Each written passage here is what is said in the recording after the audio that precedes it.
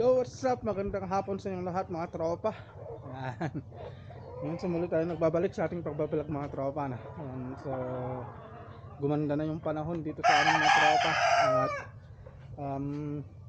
yung mga nokes natin nailagay na natin sa mga kanya-kanyang tipi nila. Kasi nung nakaraan tinanggal natin sila dito sa mga tipi nila gawa nga nung sobrang lakas ng ulan mga tropa.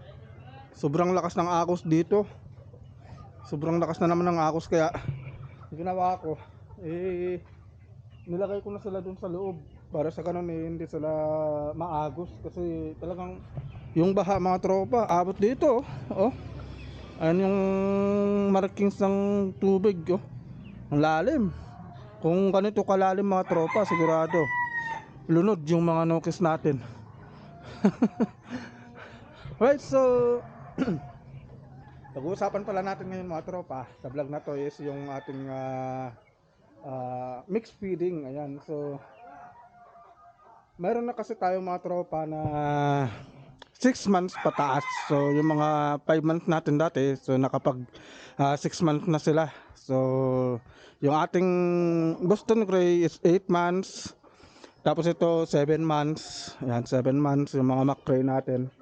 Tapos yung ating mga Golden Boy saka yung White Choco nasa 6 months na sila mga tropa. So ngayon dahil 6 months pataas na sila mga tropa, ngayon ay mag-mix feeding na tayo. So gagawin natin, papabultuhin na natin yung katawan nila kasi talagang inantayin natin yung talagang eksaktong tamang edad nila para sa ganun hindi sila mapersa. Kasi gusto ko kasi sa mga nukis mga tropa is yung natural na development lang ng kanilang katawan.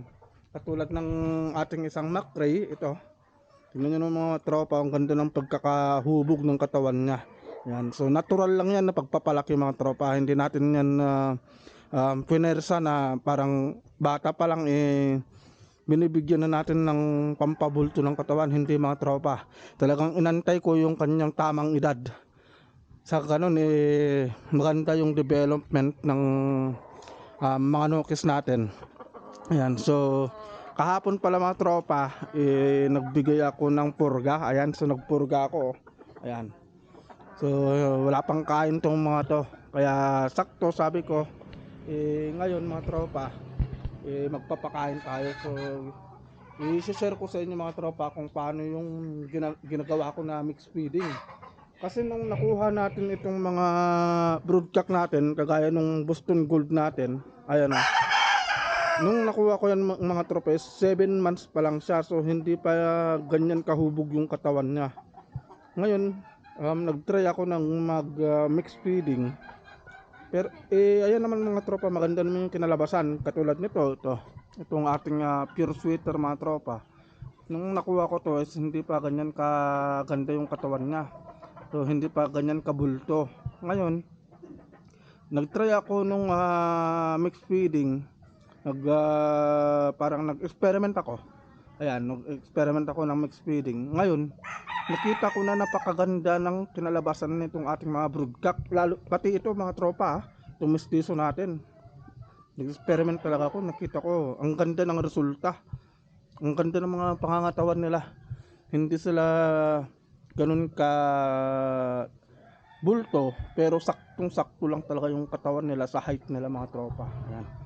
So ngayon i-share ko sa inyo kung paano ba yung tamang mixed feeding na ginagawa ko sa mga patuka natin mga tropa, no?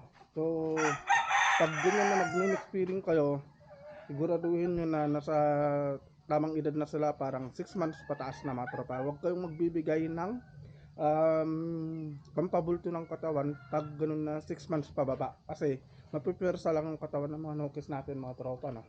Yan. So ayun, naka-ready na rin pala itong mga polos natin. So kanina may napansin ako isang itlog. Ayun, no? Yan. Ang problema nga lang, hindi ko na agad-agad na namalayan. Ngayon ang ginawa siyempre sa sobrang gutom ng mga to kasi nga nagpurga tayo. Ayun, tinuka nila. So ito pala yung mga ating brood hen mga tropa, oh. Yan. So sila yung mga gagamitin natin. Ayan, so sakto makapag makapagbigay tayo ng anong tawag dito, yung B-complex ulit, itong 15. Sakto, sasalang na natin. So niready ko na rin yung ating hatch mga tropa. Ayan. Ayan, niready ko na rin itong ating Maclean hatch mga tropa, no? So i-prepare natin siya ulit sa ating Boston Gold mga tropa. Ayan. So sila yung magiging para. So yun yung resulta ng kanilang mga anak mga tropa, oh. Ayan. Ayan. Ayan sila. Ganda. Ganda ng kinalabasan. Ay, so yun. At para hindi na tayo magtagal sa ating pagbablog, o hindi na natin patagalin yung vlog natin, ipapakita ko na sa inyo mga tropa yung ating mixed feeding. Ayan. Right, so sakto mayroon tayo dito yung balde natin ito. Ngayon, mixed feeding is ito na pala yung ginagamit ko mga tropa, Galimax. Ayan, so 6 months and up. Ayan yung ginagamit ko. So ito mga tropa, no? So ganito lang yung timplada ng ating mixed feeding. Ngayon, mas kunti lang yung ilalagay natin na pellets. Ayan, so kalahating tabo lang yung nilalagay ko. Ayan, oh. Ayan, kalahating tabo. Ayan, tapos kuha tayo dito sa grains. Ayan mga tropa. Ayan, dito pala yung hananap kong panukat ko. So magkukuha tayo dito ng ayan, isang tabo. Ayan, isang tabo. Tapos siyempre ang pinaka-importante sa lahat mga tropa sa pag may mixed feeding is yung carbo. Ayan, so magbibigay tayo ng carbo loading. So ang gagamitin natin is yung crack corn mga tropa. Ayan, mayroon tayong crack corn dito. Right, so yun mga tropa, no? At nakita natin kanina. So nag-shutdown kasi yung camera ko. Ayan, so isang tabo ng grains, tapos kalahating tabo ng pellets, tapos isang tabo ng ito crack corn. So ito yung pinaka-importante sa lahat pag ganun na mag kakarbo loading tayo mga tropa. Ayan, crack corn. So yan yung mixing natin. Ayan, so ganyan lang yung mixing natin. So ipapakita ko dito sa mas maliwanag. Ayan, so ganun lang yung mixing natin mga tropa, no? Ayan. Haluin lang natin yan. At ganyan yung ibibigay natin sa kanila. Ayan, more on grains saka crack corn mga tropa. Halos kunti lang yung makikita mo na pellets dyan. Ayan. So yan ang sekreto ko pag ganyan na nagmi-mix feeding ako at gusto ko nang pabultuhin yung katawan ng mga nukos ko mga tropa. Ito yung sekreto ko. Ayan. So more on crack corn. Pero yan mga tropa, i-balance na balance yan. Balance yung pagkain na yan. Okay, may pellets, may grains, tapos siyempre crack corn. Yung pinaka-importante pag magka-carbo loading tayo. Ayan, oh. Ayan. Ano ba? Ayan mga tropa, para sa mga nokes natin. Ayan. Kitang-kita nyo naman, litaw na litaw yung crack corn.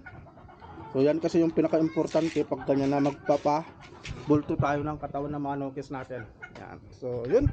So ganun lang yung next feeding natin mga tropa. At titignan natin, papakita ko sa inyo kung anong magiging resulta after ng isang buwan.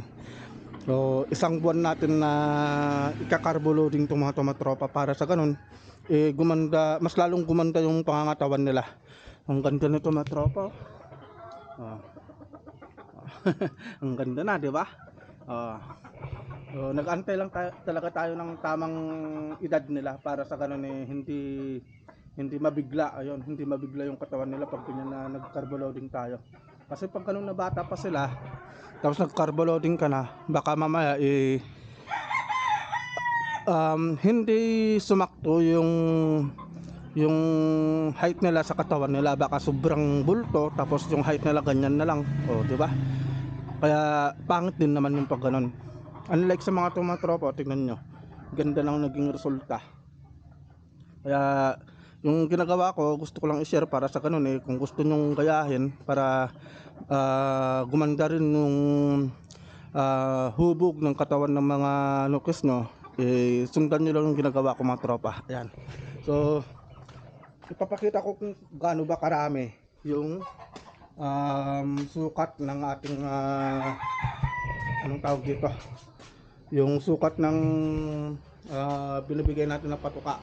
Kasi nagdadagdag tayo, kasi tayo mga tropa eh, nagdadagdag tayo ng patuka nila para sa kanun ni maganda yung resulta. Ayan. Alright mga tropa, so yun, nahanap na natin yung ating sukatan na ito. So yun mga tropa, no, hindi pwedeng hindi natin kumpletuhin yung ating vlog. Kailangan kung pinakita ko yung mixing ng ating mix feeding, eh, kailangan ipakita ko rin kung gaano karami yung binibigay sa mga nokis natin. Ayan. So ito mga tropa, so ganyan na karami yung binibigay natin. Ayan, no. So ito ay 30 grams. So ito, tinukat ko na to, 30 grams siya. Ayan. Yung ganyan na karami mga tropa. Kasi dati ang binibigay ko is ganyan lang. Ayan, 25 grams. Ayan. Yung ganyan lang karami. Pero ngayon magdadagdag na tayo. Ayan. Yung ganyan lang karami mga tropa. Ibigay natin sa mga nokis natin. Ayan, tingnan nyo sila mga tropa. Oh, ganda na. Ayan mga tropa. Talagang gutom na sila. Ayan, Ano yung katawan nito mga tropa, 8 months. Ayan. So ngayon pa lang tayo mag-mix feeding. Ganda ng katawan, Pati ito mga tropa, lumalapad na rin yung katawan, So ito, 6 months na rin po mga tropa. Ayan. Ito yung ating 8 months. Ayan. Ayan. So yun, nakita nyo kung gaano karami mga tropa, At kung katanungin nyo ako mga tropa, kung parehas lang ba yung binibigay natin sa pagkain nila, parehas na sukat, is hindi mga tropa. So sa umaga, magbibigay lang tayo ng 25 grams. Tapos sa hapon, dun tayo magbibigay ng 30 grams mga tropa. Ayan. So yun mga tropa, So yun lang yung vlog natin. At nakita nyo naman kung paano tayo mag-mix feeding. At pagkatapos ng isang buwan, makikita nyo na yung magiging resulta nito ng ating pagpapabulto ng katawan ng mga nokis natin. Ayan, gumaganda na yung hubog ng katawan nila mga tropa. Uy!